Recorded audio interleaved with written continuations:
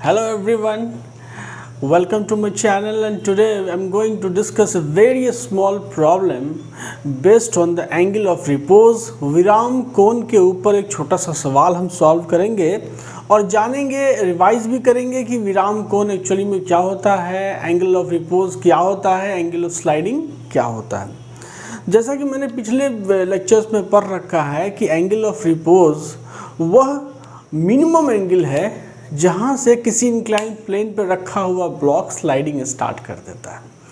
आपको मैं डिस्क्रिप्शन आई बटन में दे रहा हूँ, जहाँ पे आप जाकर के उस वीडियो पे जाकर के आप उसके बेसिक के बारे में समझ सकते हैं।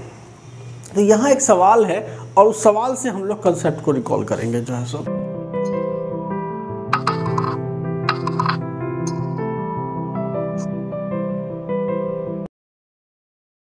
क्वेश्चंस का स्टेटमेंट कहता है कि the figure shows two blocks in contact. ठीक है, एक ब्लॉक है ये, एक ब्लॉक है ये, and two blocks are in contact sliding down an inclined surface of inclination 30 degree. ठीक है, दो सरफेसेस कॉन्टेक्ट में हैं and they are sliding down. ठीक है, they are sliding down the inclined surface of inclination 30 degree. The friction coefficient between the block of 2 kg and the incline is μ1। मतलब 2 kg का block और जो ये incline surface है इसके बीच जो फ्रिक्शन कोफिशिएंट है μ1 है, and between the block of mass 4 kg and the incline is μ2। मतलब इसके बीच इसके बीच जो फ्रिक्शन कोफिशिएंट है वो क्या है, μ2 है। कह रहा है calculate the acceleration of 2 kg block if. अब μ1 और μ2 का ये कंडीशंस है और क्वेश्चन नंबर बी में है कि μ1 μ2 का ये कंडीशंस है। ठीक है, तो आपको बस 2 kg ब्लॉक का एक्सेलरेशंस निकालने के लिए कह रहा है। क्वेश्चंस के स्टेटमेंट में स्लाइडिंग डाउन का जिक्र भी कर दिया गया है कि ये दो जो ब्लॉक्स है जो आपस में कांटेक्ट में है वो नीचे की ओर स्लाइड कर रहे हैं। अगर स्लाइडिंग डाउन की चर्चा भी नहीं की जाती फिर भी आप ये चीज़ को निकालने में मतलब कैपेबल थे कि क्या इस कंडीशंस में ब्लॉक स्लाइड करेगा या नहीं। कैसे, तो पहले इस बात को समझिए कि यहाँ अगर सपोज करिए कि जो आपका पहला केस ले लीजिए, यहाँ पे पहले केस में क्या है, μ1 जो है वो आपको दिया हुआ है 0.20 और μ2 जो है वो आपको दिया हुआ है 0.30। ठीक है, अब एक चीज़ बताइए कि इस मतलब कंडीशन में एंगल ऑफ रिपोज क्या होगा। तो यहाँ देखिए एंगल ऑफ रिपोज क्या होता है, एंगल ऑफ रिपोज जो होता है वो एक्चुअली में क्या होता है, तो वो होता है 10 इनवर्स ऑफ μ1। ये μ1 और μ2 जो है अभी इसका ये मेंशन नहीं है कि ये स्टैटिक फ्रिक्शन है या काइनेटिक फ्रिक्शन है, तो दोनों के लिए हम लोग इसको सेम एज्यूम करें तो μ1 इज इक्वल टू 10, मतलब angle of repose is equal to 10 inverse of μ1 ले सकते हैं। एंगल ऑफ रिपोज मतलब वह एंगल जहाँ पे स्लाइडिंग जो है सो स्टार्ट हो जाएगी, मतलब जो जिससे अगर उस एंगल से एंगल ऑफ रिपोज से अगर हम एंगल ऑफ द जो प्लेन बढ़ेगी तो क्या होगा, स्लाइडिंग स्टार्ट हो जाएगी। तो यहाँ 10 इनवर्स ऑफ μ1 है और अगर आप 10 इनवर्स ऑफ ये जो μ1 की वैल्यू है 0.20 निकालेंगे, ठीक है, सपोज करिए कि ये एंगल ऑफ रिपोज किसका है, एंगल ऑफ रिपोज है ऑफ 2 kg, 2 kg के ब्लॉक के लिए एंगल ऑफ रिपोज है। ठीक है, तो 10 इनवर्स ऑफ दिस अप्रोक्सीमेट 11 या 12 डिग्री के आसपास जो है सो इसकी वैल्यू आएगी। उसी तरह से आप निकालेंगे angle of repose of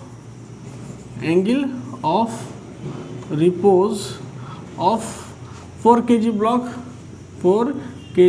block, तो उसके केस में आपको फ्रिक्शन कोफिशिएंट का वैल्यू जो μ2 है उसकी वैल्यू 0.30 मेंशन्ड है, तो यहाँ पे 10 इनवर्स ऑफ 0.30, तो इसकी भी वैल्यू जो है सो अराउंड उतना ही आएगा। और ये दोनों वैल्यू जो है मतलब 20 डिग्री के आसपास आएगा। मान सपोज करिए अगर 20 डिग्री के आसपास आया तब भी ये जो एंगल ऑफ रिपोज की वैल्यू है और अभी जो इंक्लाइन प्लेन है वो एंगल ऑफ रिपोज से ज़्यादा एंगल पे है, 30 डिग्री पे है और इसका 11 डिग्री या 20 डिग्री के आसपास आ रहा है, मतलब स्लाइडिंग तो पक्का है।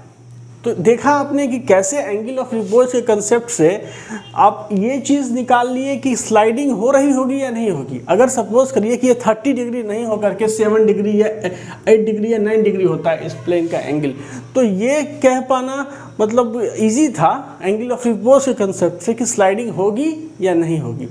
तो यहाँ तो प्रॉब्लम में ऑलरेडी मेंशन है कि स्लाइडिंग डाउन द इंक्लाइन, मतलब आपका एक टेंशन तो दूर कर दिया गया है कि आप इस बात में अपना समय जाया ना करें कि ये जो ब्लॉक्स हैं वो स्लाइड कर रही है कि नहीं कर रही है। अगर सपोज करिए कि स्लाइड नहीं कर रही होगी तो किस बात पे ध्यान देना पड़ेगा, स्टैटिक फ्रिक्शंस पे ध्यान देना पड़ेगा, ठीक है, जो सेल्फ एडजस्टेबल होगा। लेकिन जब स्लाइडिंग मेंशन कर दिया मतलब फ्रिक्शन फोर्स जो पिक्चर में आएगा वो काइनेटिक फ्रिक्शन फोर्स पिक्चर में आएगा, ठीक है। तो ये रही बात आपको एंगल ऑफ रिपोज की। तो फिलहाल इसकी अभी मुझे ज़रूरत नहीं है, मैं इसको साफ कर देता हूँ।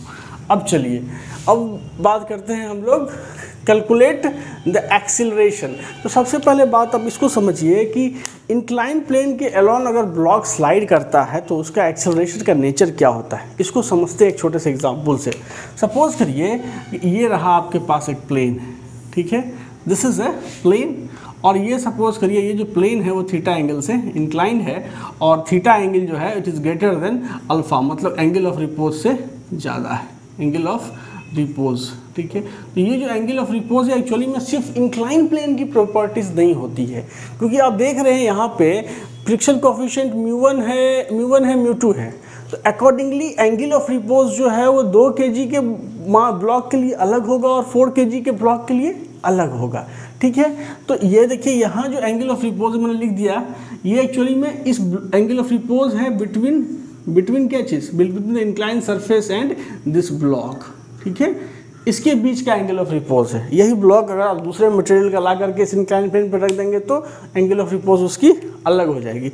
तो यहाँ ग्रेटर देन कहने का मतलब क्या है कि मैं स्लाइडिंग हो रही है, क्या हो रही है, स्लाइडिंग की बात कर रहा हूँ, इसलिए मैंने कहा कि theta is angle of incline is greater than the angle of repose of the incline and the body place on the incline plane, ठीक है। अब ज़रा बताइए, मैं इसके एक्सीलरेशंस में इंटरेस्टेड हूँ। तो ये जो ब्लॉक है सपोज करिए इस ब्लॉक का मास क्या है m, ठीक है। तो इस पर फोर्स क्या लग रहा है, इस पे जो फोर्स पिक्चर में आ रहा होगा एक तो इसका वेट होगा जो नीचे की ओर mg वेट काम कर रहा होगा, mg, ठीक है। अब आप क्या करिए कि ये जो मतलब है इसको आप 2 एक्सिस में टूट जाएगा ये mg जो है, सो एक हो गया ये वर्टिकल एक्सिस और एक इधर इस एक्सिस के अलॉन्ग। तो आप देखिए ये एंगल अगर थीटा है और इसको जब परपेंडिकुलर यहाँ डालिएगा तो क्या होगा, यहाँ पे 90 डिग्री बनेगा। तो इससे ये आपको निकलेगा क्या चीज़ की 90 माइनस थीटा, इसलिए ये एंगल हो गया थीटा। सिंपल ज्योमेट्री है। तो अब बताइए कि कंपोनेंट ऑफ फोर्सेस क्या क्या पिक्चर में आ रहा है।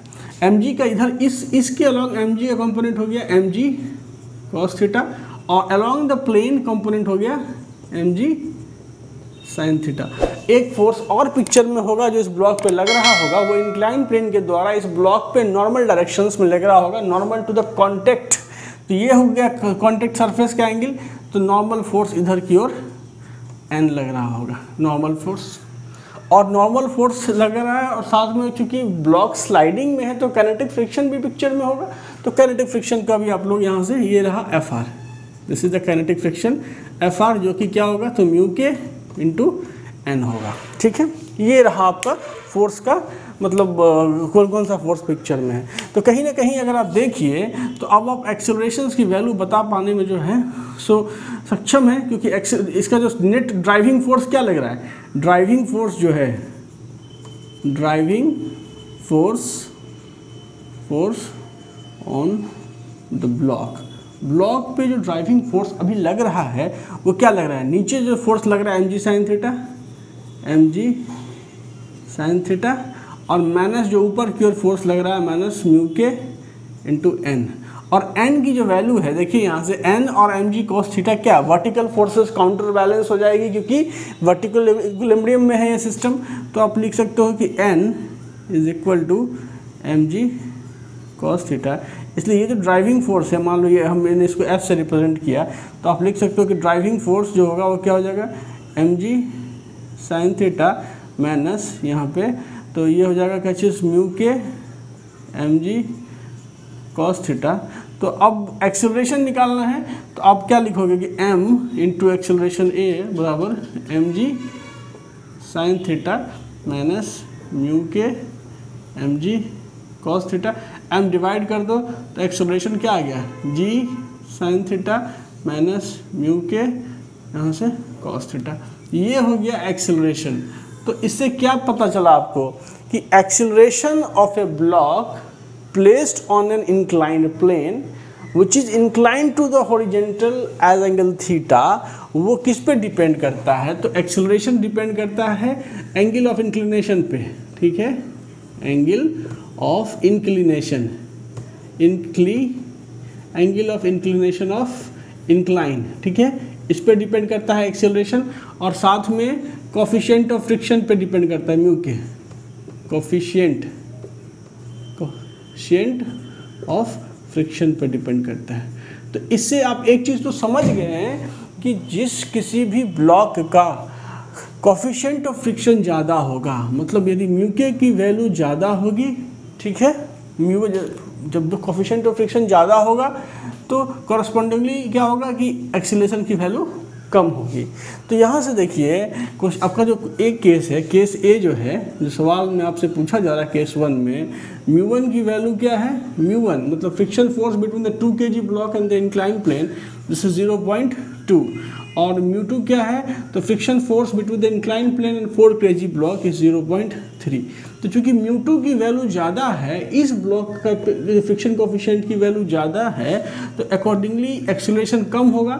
आप लिख सकते हो कि क्या चीज़ कि A1 का जो एक्सेलरेशन होगा वो ग्रेटर देन A2 होगा, क्योंकि यहाँ देखो ना, अगर म्यू की वैल्यू बढ़ाओगे तो एक्सेलरेशन घटेगा, तो μ2 की वैल्यू 0.3 है तो एक्सेलरेशन का वैल्यू कम हो जाएगा। इसलिए ये इक्वेशन जो है सो यहाँ पे आपको ये कह रहा है कि ये जो आपका 4 kg का ब्लॉक है, ये नीचे जो है वो कम एक्सेलरेशन से स्लाइड करेगा in comparison to the 2 kg block.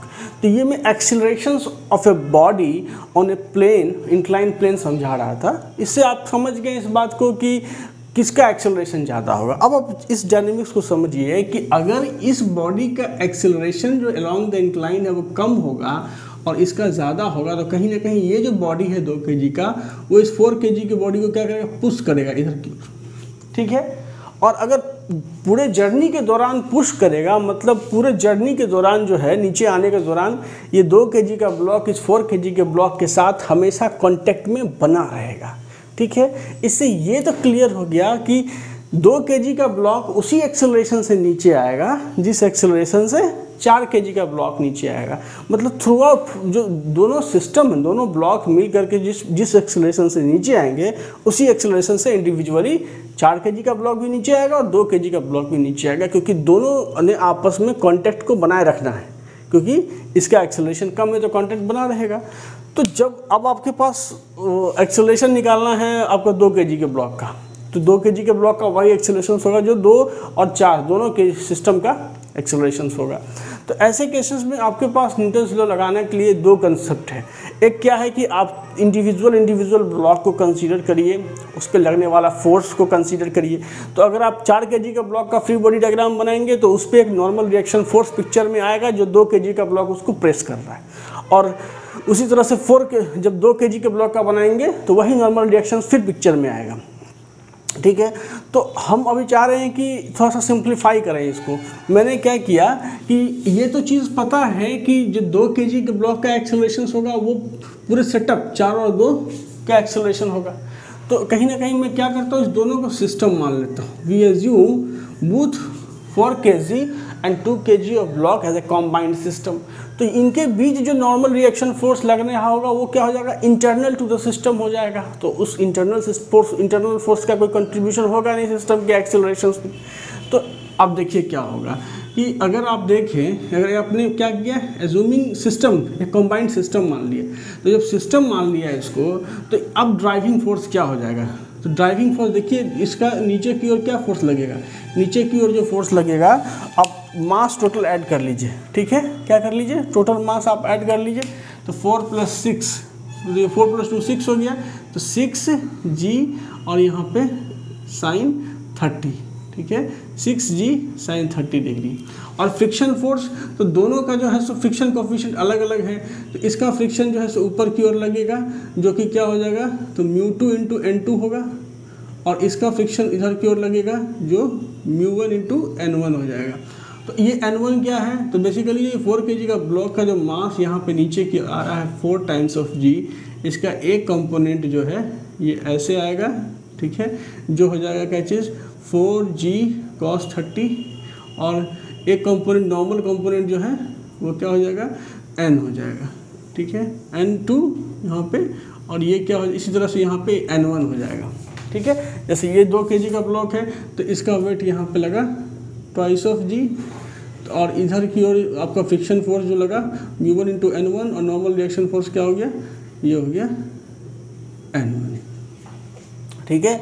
तो जो ड्राइविंग फोर्स है, ड्राइविंग फोर्स तो ये आ गया, और फ्रिक्शन फोर्स की क्या वैल्यू हो गई, तो फ्रिक्शन फोर्स जो Fr की जो वैल्यू हो जाएगी यहाँ पे, वो क्या हो जाएगी, ऊपर की ओर दोनों फोर्स सम हो जाएगा, तो μ2 इंटू N2 जोड़ μ1 इंटू यहाँ पे N1, ये है net friction force on the combined systems which include 4 and 2 kg block, ठीक है। तो ये रहा आपका उसका फ्रिक्शन फोर्स।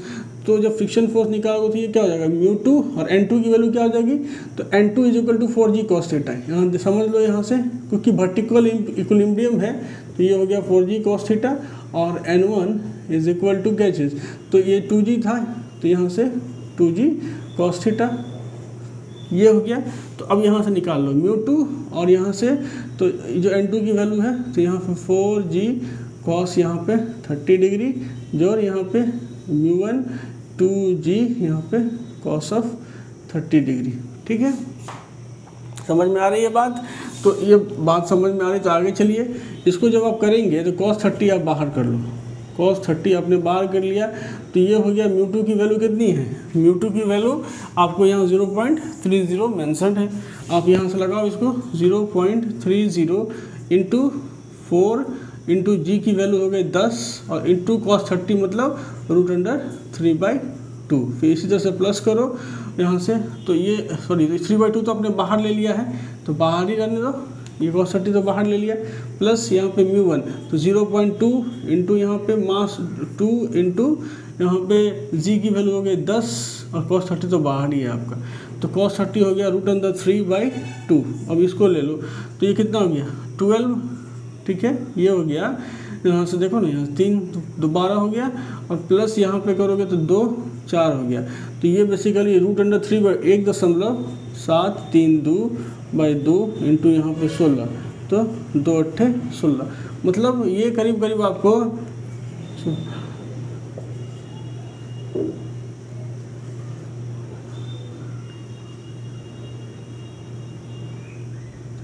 ये 13.856 ये फ्रिक्शन फोर्स की वैल्यू आई। और ड्राइविंग फोर्स की वैल्यू कितनी है 6g sin थीटा। ये जो ड्राइविंग फोर्स F है ये कितना वैल्यू है, तो F की वैल्यू है आपको 6 × 10 और sin थीटा मतलब 1/2, तो ये कितना आ गया 30 के आसपास आ गया। तो जो नेट फोर्स जो है, नेट फोर्स क्या लगेगा ब्लॉक पे, net force is equal to क्या चीज़, तो जो ड्राइविंग फोर्स है minus friction force Fr, driving force हो गया 30 माइनस 13.856, तो ये आ गया कितना 4 और 1 पॉइंट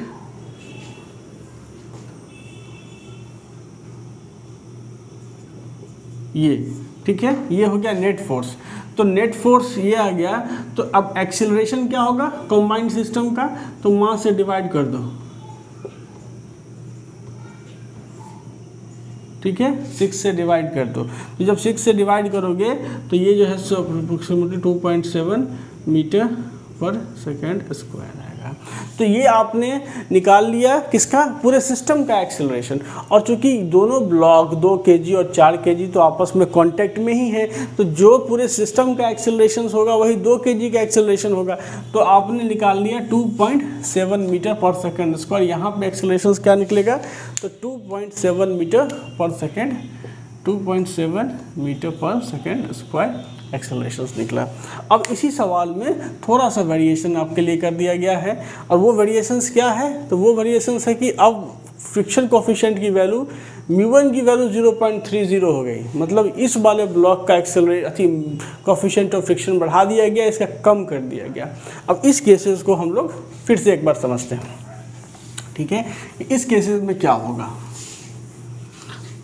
μ1 का जो भी वेरिएशन यहाँ किया गया है, आप ऐसा करिए इसको फिर से रिड्रॉ कर लीजिए ताकि क्लियरली फिर से डायग्राम बना पाए हम लोग। ये रहा आपका मेन कर्व, ठीक है, ये इंक्लाइन प्लेन है, यहाँ पे ये आपका 4 kg का ब्लॉक है, और ये रहा आपका 2 kg का block. This is 4 kg, this is 2 kg, और ये एंगल कितना है, एंगल ऑफ इंक्लाइन 30 डिग्री है, जो greater than alpha angle of repose से ज़्यादा बड़ा है। अब यहाँ क्या कह रहा है कि μ1 एक्चुअली में क्या था, तो μ1 was the friction coefficient, μ1 was the friction coefficient between the 2 kg block and the incline. इसके बीच जो फ्रिक्शन कोफिशिएंट था उसको हम लोग μ1 बोलते थे, और इसके बीच जो फ्रिक्शन कोफिशिएंट था इसको हम लोग μ2 बोलते थे। और यहाँ सवाल में आपको क्या मेंशन कर दिया गया है, आपको मेंशन कर दिया गया है μ1 की वैल्यू 0.30 और μ2 की वैल्यू 0.20। मतलब अब देखो जो एक्सेलरेशन हमने निकाला था एक एग्जाम्पल में कि एक्सेलरेशन की वैल्यू क्या, किसी भी ब्लॉक का इंक्लाइन प्लेन पे अगर कोई ब्लॉक रखा हुआ है, ठीक है, और इंक्लाइन प्लेन का इंक्लिनेशन थीटा है, तो इस ब्लॉक का जो एक्सेलरेशन था वो क्या था, acceleration A is equal to क्या चीज़, g sine theta minus mu k, और यहाँ पे g कॉस ऑफ थीटा, यही एक्सेलरेशन आया था, ठीक है, g sine theta minus mu के into g cos of theta. मतलब यहाँ देखो कि कोफिशिएंट ऑफ फ्रिक्शन जैसे बढ़ता था, म्यू के की वैल्यू बढ़ती थी तो एक्सेलरेशन की वैल्यू क्या होती थी, घटती थी। तो यहाँ देखो आपने क्या किया कि इसका म्यू के का वैल्यू बढ़ा दिया, पहले 0.20 था, अब 0.30 कर दिया, मतलब इसका जो एक्सेलरेशन था उसको क्या किया आपने, घटा दिया। मान लो कि इसका एक्सेलरेशन जो है इधर की ओर a1 जो है क्या हो गया, नीचे की ओर घट गया, मतलब नीचे डायरेक्शन नहीं है, इसकी वैल्यू घट गई, ठीक है, और इसका फ्रिक्शन कोफिशिएंट आपने क्या किया है, घटा दिया है, मतलब इसका जो एक्सेलरेशन है अलोंग द इंक्लाइन उसको आपने बढ़ा दिया। अब क्या होगा कि जब इसका एक्सेलरेशन 4 kg के ब्लॉक का आपने बढ़ा दिया तो वो जल्दी नीचे आएगा, 2 kg का ब्लॉक देरी से नीचे आएगा क्योंकि उसका एक्सेलरेशन कम होगा।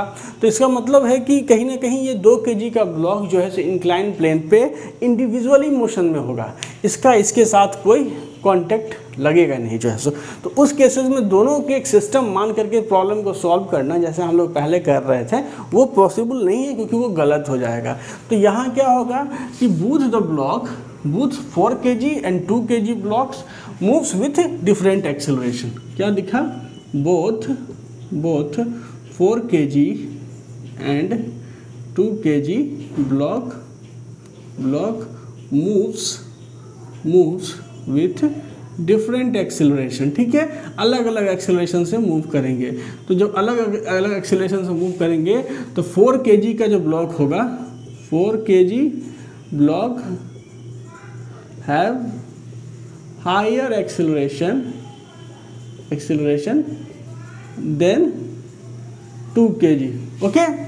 तो जब एक्सेलरेशन ज़्यादा होगा तो इंडिविजुअली मूव करेगा, ये पहले नीचे आ जाएगा। तो ये एक्चुअली में मेन जो 2 kg के ब्लॉक का आप डायग्राम बनाओगे तो सिंपली सिर्फ 2 kg का ब्लॉक यहाँ पे होगा और इसका वेट नीचे की ओर लग रहा होगा कितना, तो ट्वाइस ऑफ जी। इसका देखो एक कंपोनेंट तो इधर की ओर लगा निकालोगे नॉर्मल कंपोनेंट, तो ये एंगल अगर थीटा है तो ये भी एंगल थीटा होगा, तो ये हो जाएगा twice g cos of theta. Normal force N ऊपर की ओर लगेगा, ड्राइविंग फोर्स ये एम जी साइन थीटा, तो एम हो गया यहाँ पे 2 kg है तो ट्वाइस जी यहाँ पे साइन थीटा, जो 30 डिग्री यहाँ पे है, थीटा की वैल्यू 30 डिग्री। और फ्रिक्शन फोर्स की वैल्यू क्या हो जाएगी, चूँकि स्लाइडिंग हो रही है तो म्यू के इंटू एन। तो मेन जो मतलब ड्राइविंग फोर्स मतलब जो मेन एक्सेलरेशन होगा वो क्या होगा, एक्सेलरेशन ए बराबर सिंपली ये होगा g sine 30 degree minus mu के into g cos of 30 degree. तो जी हो गया, मतलब कॉमन ही ले लो, 10 बाहर निकाल लो, तो साइन 30 मतलब 1/2 माइनस म्यू के, तो म्यू के की वैल्यू है 0.3, 0.3 और cos 30 डिग्री मतलब यहाँ पे √3, cos 30 डिग्री मतलब √3/2, 3/2। ओके, तो यहाँ से तो अब 5 कर लोगे तो ये हो जाएगा 1 माइनस 0.3 इंटू 1.732, तो 5 यहाँ पे 1 माइनस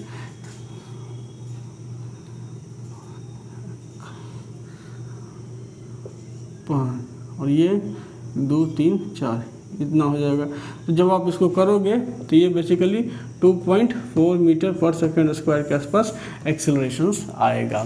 तो ये हमारा एक छोटा सा बेसिक सवाल था इंक्लाइन प्लेन पे ब्लॉक के मोशंस का। आई होप कि आपको समझ में आया होगा। Thank you very much.